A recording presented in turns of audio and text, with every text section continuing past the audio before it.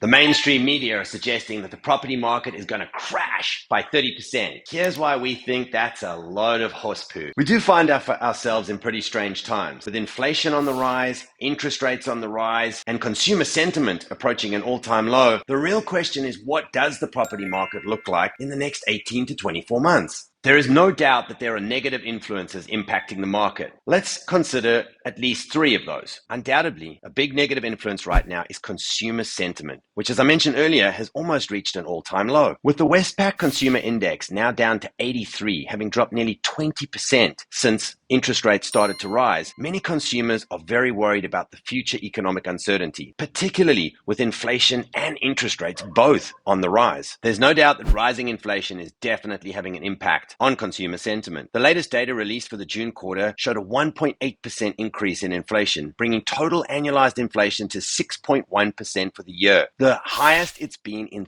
32 years in Australia. And you can't really mention inflation without mentioning interest rates. Interest rates have also been on the rise. Recently, the Reserve Bank of Australia raised the cash rate 3 times in 3 months, the first time they've done that since 1990, bringing our cash rate to 1.85%. And yet, Dr. Philip Lowe, the governor of the Reserve Bank, feels we've got more to go, suggesting that the cash rate should top out at around 2.5 to 3%. And really what this does is have a huge impact on people's borrowing capacity, because as the interest rates go up by 1%, your borrowing capacity drops by at least 10%, meaning that it's now even more difficult for first-home buyers to enter the market, given that they will be able to borrow less in an environment where house prices have been on a tear over the last 2 years, rising nearly 35% from March 2020 to June 2022, which of course is the big factor of rising unaffordability, meaning that with inflation going up and real wages having actually declined, it's harder and harder for first-home buyers to enter the market, needing more of a deposit with less savings available, meaning unaffordability has become a critical issue. Scary? You bet.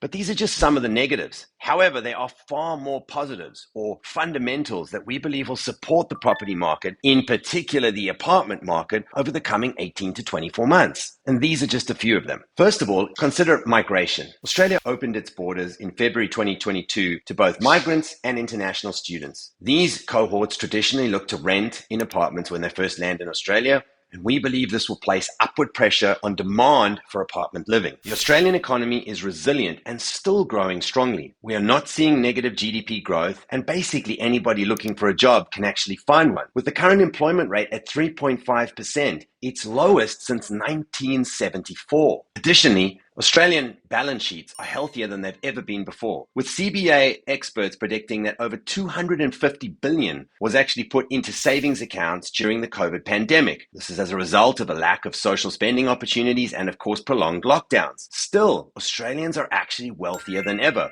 with many Australians seeing equity in their homes increase by at least 30% during the pandemic period. With increases in migration, apartment demand on the rise, rents on the rise, which is creating an increase in yields and attracting more investors to the market, and a strong Australian economy and outlook for the coming few years, we are very positive about the apartment market, particularly over the next 18 to 24 months. 30% property crash? No way. Like or share for more tips and videos.